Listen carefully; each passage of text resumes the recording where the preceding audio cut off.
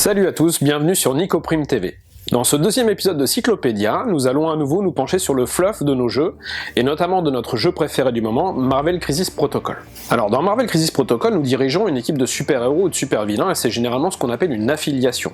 Aujourd'hui, je vous propose, grâce au fluff, d'explorer un petit peu ce que nous avons comme affiliation disponible, et ce qui pourrait arriver aussi prochainement dans le jeu. Chaque personnage a une identité propre, et donc il est possible qu'il appartienne à plusieurs affiliations. Même si Marvel Crisis Protocol vous permet de jouer une équipe composée des figurines de votre choix, il faut bien avoir en tête qu'une équipe composée au moins de 50% de figurines ayant la même affiliation vous permettra d'avoir des bonus. Ces affiliations sont parfois très connues, comme par exemple les Avengers ou les X-Men grâce au film, mais on a aussi des affiliations dans le jeu qui sont pas du tout connues du grand public, comme A-Force ou la Cabale. Certains personnages, comme Wolverine, notre griffu préféré, font partie de plusieurs affiliations. En effet, il fait partie à la fois des X-Men bien sûr, mais aussi des Vengeurs, des Défenseurs et de X-Force. Il existe actuellement plus de 17 affiliations dans le jeu pour regrouper la centaine de figurines qui sont déjà sorties. Mais le fluff compte encore plus de possibilités.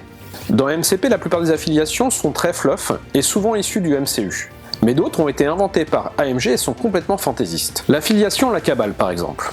À l'origine, dans le fluff, elle est plutôt appelée les Illuminati Noirs, puisque c'est un groupe qui est composé des plus grands ennemis de tous les grands groupes de super-héros Marvel. On y retrouve notamment le Bouffon Vert comme chef, qui est un ennemi historique de Spider-Man, mais aussi la Reine Blanche, Emma Frost, la Reine des Damnés, un ennemi des X-Men, et encore le Docteur Fatalis et Namor, qui sont des personnages méchants, historiques, ennemis des 4 Fantastiques. Or, dans MCP, la Cabale regroupe plutôt un fourre-tout de tous les méchants qui sont sortis à ce jour en termes de figurines dans le jeu. Dans MCP, les affiliations non fluff dans le sens où des personnages qui sont pourtant sortis en figurines dans le jeu n'apparaissent pas dans certaines affiliations.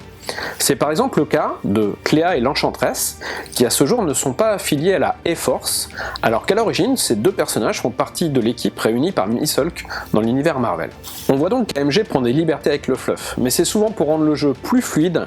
On voit aussi que depuis le début du jeu, certaines affiliations ont déjà été complétées, amendées, modifiées, et cela nous laisse beaucoup d'espoir pour les futurs parties, puisqu'en fait tout est possible et tout peut être réinventé à tout moment.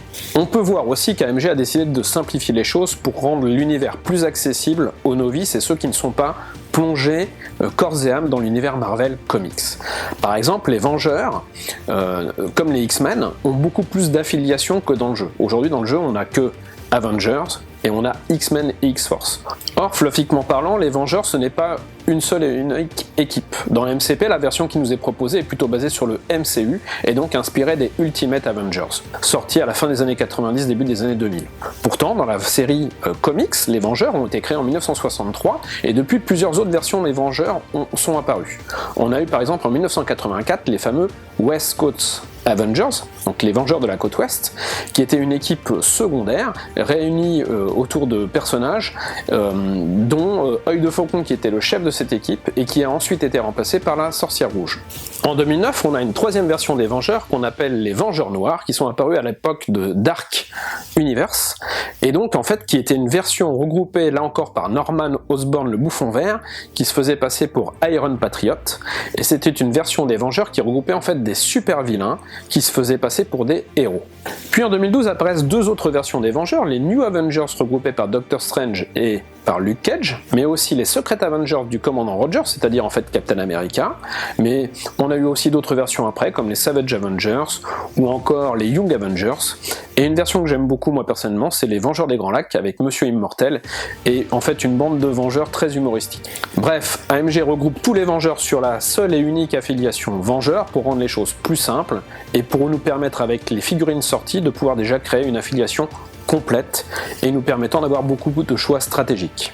Mais les Vengeurs ne sont pas les seuls dans ce cas-là, on peut aussi prendre l'univers des X-Men ou des Défenseurs, dans lesquels manquent aujourd'hui beaucoup de personnages pas encore sortis. Mais justement, ces absences sont en soi un espoir pour nous, car elles nous laissent présager de beaucoup de sorties à venir dans l'univers de MCP, et on a beaucoup d'attentes sur ce domaine. Dans les grands absents aujourd'hui, on a par exemple les 4 Fantastiques, dont je parlais tout à l'heure du Docteur Fatalis et de Namor qui sont de grands ennemis de cette équipe. Les 4 Fantastiques ont fêté leurs 60 ans en novembre 2021 et on espère que ce sera une des équipes qui sortira, une des affiliations qui sortiront en 2022. Personnellement, dans les sorties que j'aimerais beaucoup voir dans les prochaines affiliations, il y a bien sûr des équipes autour des X-Men, qui est mon équipe préférée, donc les Nouveaux Mutants ou Excalibur, mais j'ai aussi une attente par rapport à une équipe plutôt sympa et peu connue du grand public qui s'appelle les Champions de Los Angeles, qui est en fait la première affiliation, la première équipe de super-héros, qui allie à la fois des mutants et des Vengeurs.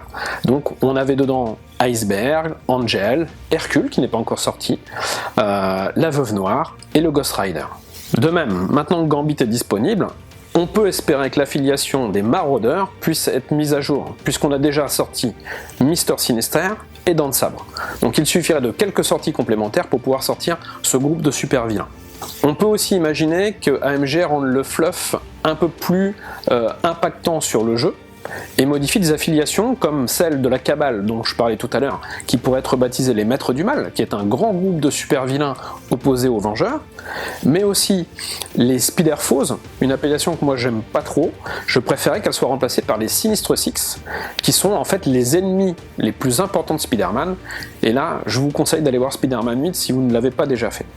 On a aussi, et ça va être un petit peu d'actualité sur le premier trimestre 2022 si vous suivez un petit peu les comics en France, l'Escadron Suprême, qui est une équipe de super-héros qui est en fait copiée sur la distinguée concurrence, c'est-à-dire DC Comics.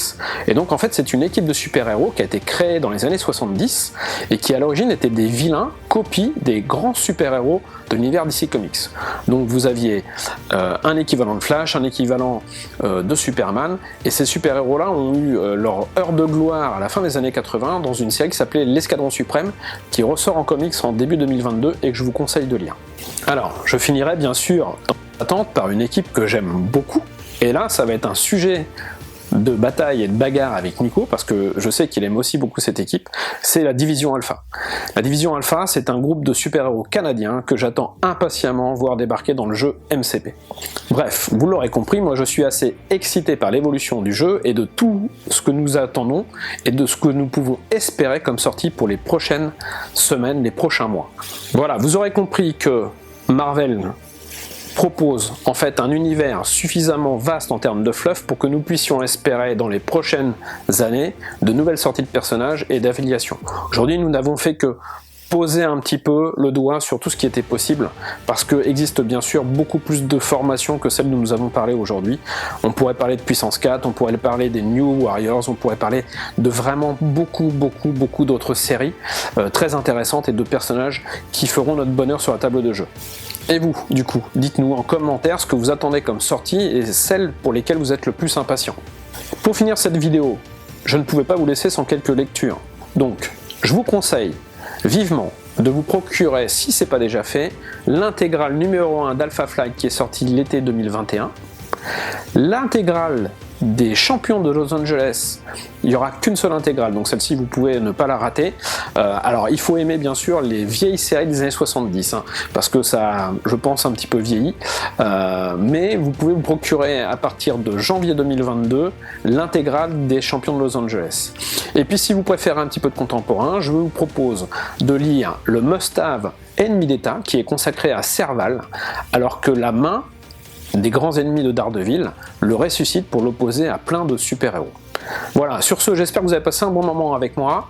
Je vous souhaite bonne lecture et à bientôt sur Nico Prime TV. Coucou Nico! Coucou Nico!